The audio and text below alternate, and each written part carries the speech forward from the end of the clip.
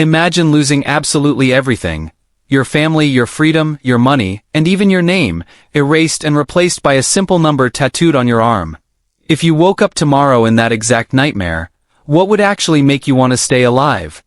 When Frankl and the rest of the prisoners first arrived at the concentration camp, they experienced this massive, overwhelming psychological shock. Try to really imagine what it feels like to lose your freedom entirely. They weren't just locked up. Their entire human identity was completely stripped away from them. They were forced to strip naked, their heads were shaved, and absolutely every tiny valuable belonging was snatched away. At this point, in the eyes of the guards, they weren't even human beings anymore. They were just a collection of numbers. This shock phase basically shorts out your brain. Everything feels like a terrible fever dream that isn't real. You know that feeling when something bad happens and you think, is this actually happening to me? Now, multiply that confusion and sheer terror by a million. But then, something even more terrifying happened after they had been there for a few weeks. These prisoners simply stopped feeling any emotions whatsoever. They turned completely numb to all the intense suffering, the constant death, and the sickness surrounding them every single day. Someone getting beaten up right in front of their eyes? They would just stare with a completely blank look. A close friend getting sick and dying? Not a single tear would fall from their eyes anymore. Frankl, being the brilliant psychiatrist he was, fully realized that this apathy or emotional numbness didn't mean they had turned evil, selfish, or cruel. Not at all. This was actually the human brain's ultimate, high-level defense mechanism. Think about the logic here. If your brain actually processed and felt all that intense pain, fear, and deep sorrow all at once, your mind would instantly shatter. The brain is just like an electrical fuse. If the voltage gets way too high, it automatically trips the circuit, so the whole house doesn't burn down.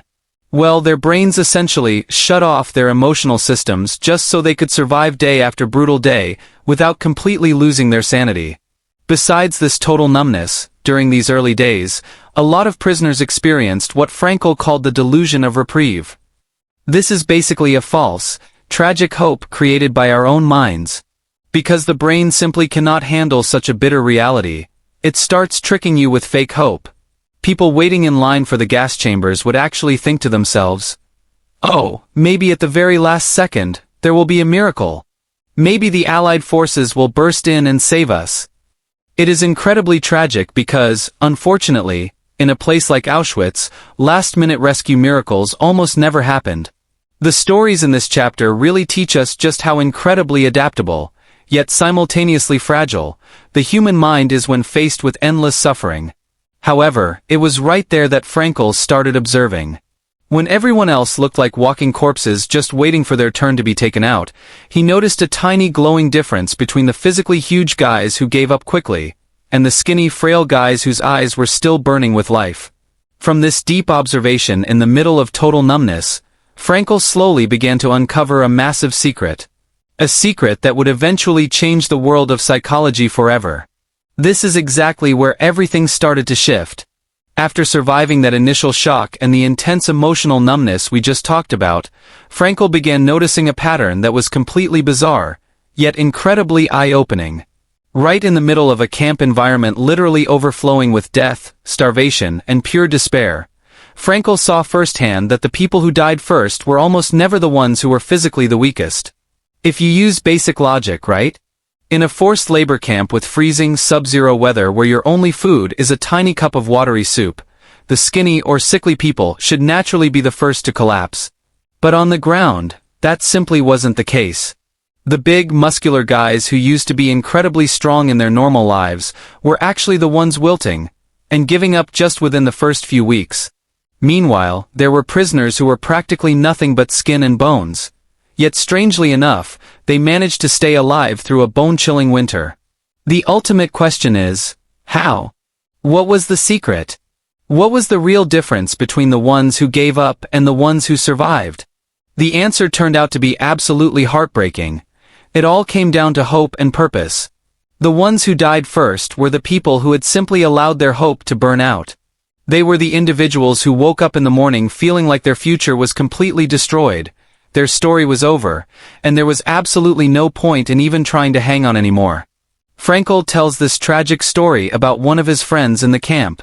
This friend had a very vivid dream or a strong gut feeling that the war was going to end, and they would all be liberated on March 30th. For days, this friend was super pumped. His energy was completely restored because he finally had a future to look forward to. But, when March 29th rolled around and there was zero sign of the Allied forces coming to save them, that friend suddenly crashed and fell violently ill with a high fever. The very next day, exactly on March 30th, his friend passed away. Medically speaking, a doctor might say he died from a typhus outbreak, but psychologically, Frankl knew exactly what happened. His friend actually died because his hope died first. His body's entire immune system literally shattered into pieces the very second his life's purpose vanished from his mind. From this string of horrifying experiences, Frankl started heavily quoting the famous philosopher, Friedrich Nietzsche. The quote goes like this: "He who has a why to live for can bear almost any how to." That sentence is absolutely mind-blowing, and became the foundation for everything.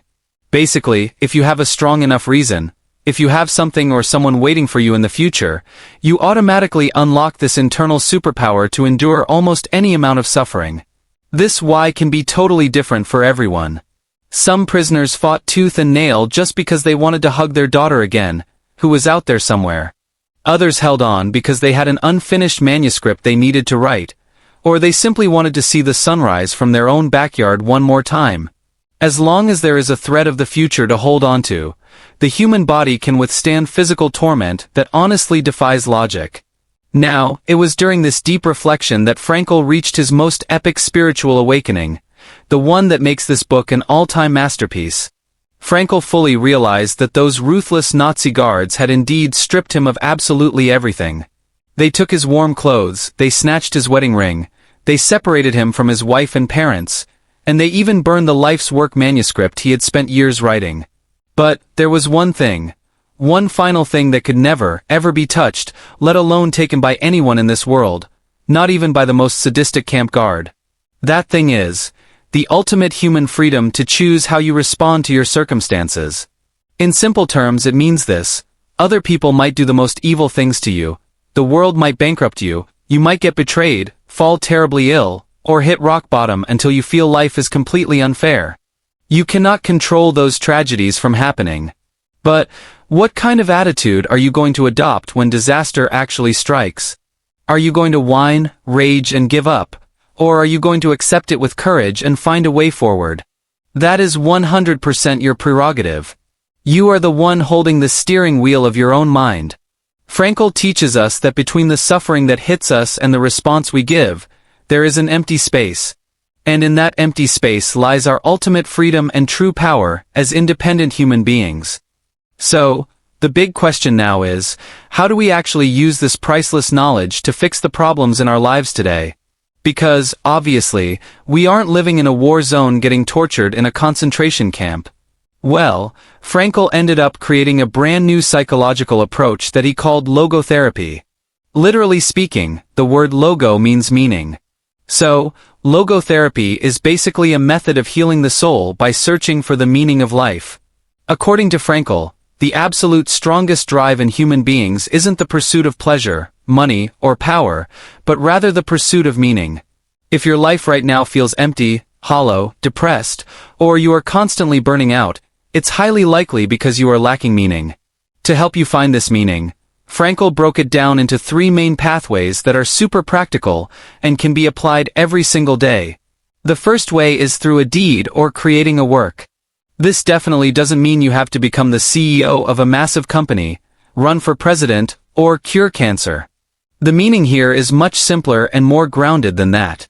You can find meaning by creating something or completely dedicating yourself to a job, a project, or even just a positive hobby.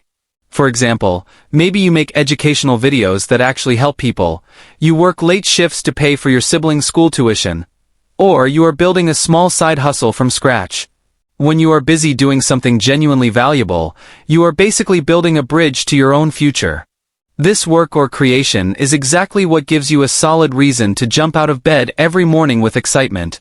The second way is through experiencing something or encountering someone. The meaning of life isn't just about grinding and hustling 24/7.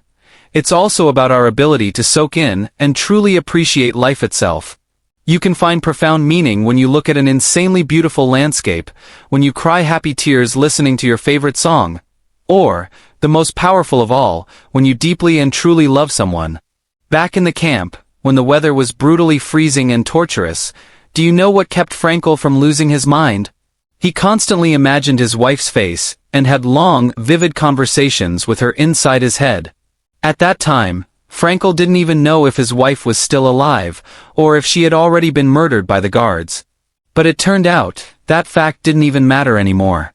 The pure fact that Frankl had such an immense amount of love inside his heart was more than enough to warm his soul, and give him a reason to keep pushing. So, take the time to truly be present and love the people around you, because that is where the meaning of life flows endlessly. Now this third way is the most epic, the absolute hardest, but also the most liberating. Finding meaning through the attitude we take toward unavoidable suffering. Underline that word. Unavoidable. If you have a headache because you skipped lunch, the solution is to eat, not to search for its deep philosophical meaning. But, what happens when you are faced with a situation that is completely out of your control? Let's say you get diagnosed with a terminal illness, your business goes totally bankrupt due to a crisis, or you lose someone closest to you forever. In the moments when you cannot change the situation, you are challenged to change yourself. In his book, Frankl shares a story about the time he was visited by an old doctor, who was severely depressed because his wife had just passed away. Frankl simply asked the doctor one simple question. "Doctor, what would have happened if you had died first and your wife had to survive you?" The doctor immediately replied, "Oh, for her this would have been terrible, how she would have suffered."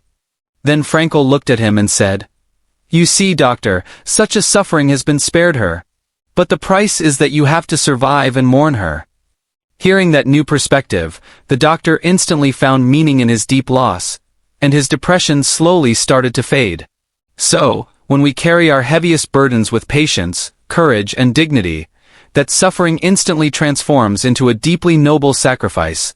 The biggest takeaway here is this: the meaning of life doesn't just fall from the sky. It's something you have to actively discover through your actions and your mindset. Life never promised us that it would always be easy, but we always have the power to make it deeply meaningful. Now, I want to hear from you. When you are at your absolute lowest point, what is the one thing that usually keeps you moving forward? Write it down in the comments section.